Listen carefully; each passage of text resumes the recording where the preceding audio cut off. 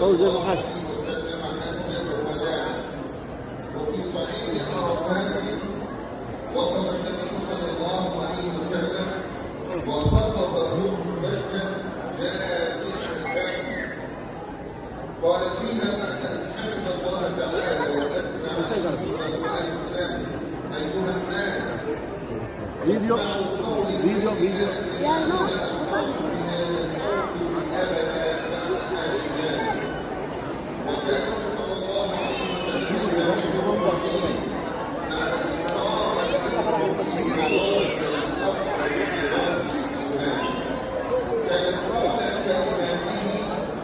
وكأنه ينظر إلى واقعنا المعاصر الآن إلى واقع الأمم والمجتمعات ومنعهم وولاة الأمور وسفك الدماء وتضييع وإرهاب وتشريد الآمنين والأبرياء قائلا أيها الناس خطاب كل البشر من الإسلام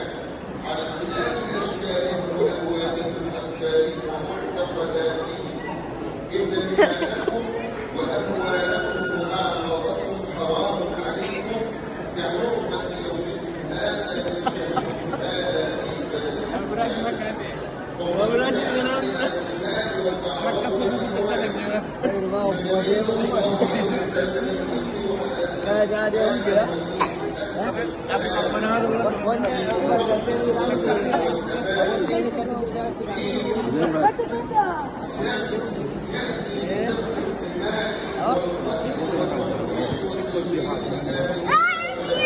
انت الزمين قاوين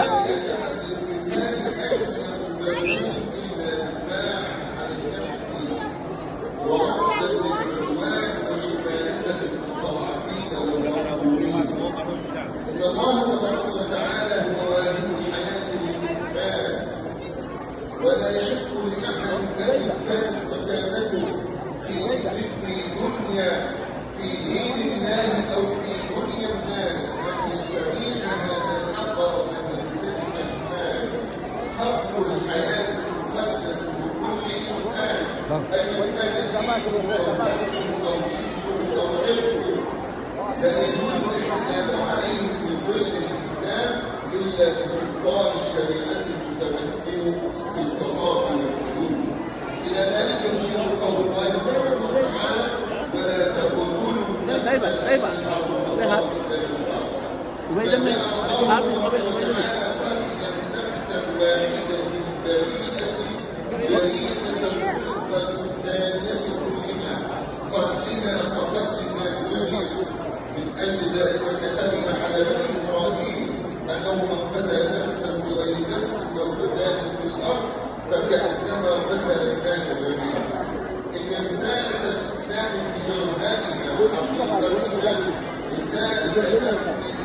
وسلام وحسن وتعاون ووئام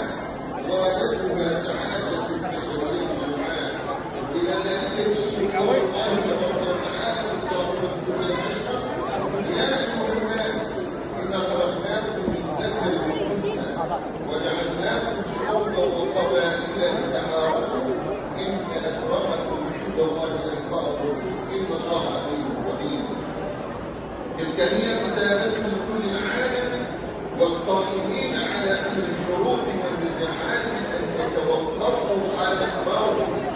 ويكفوا عن سفك الدماء المحرمة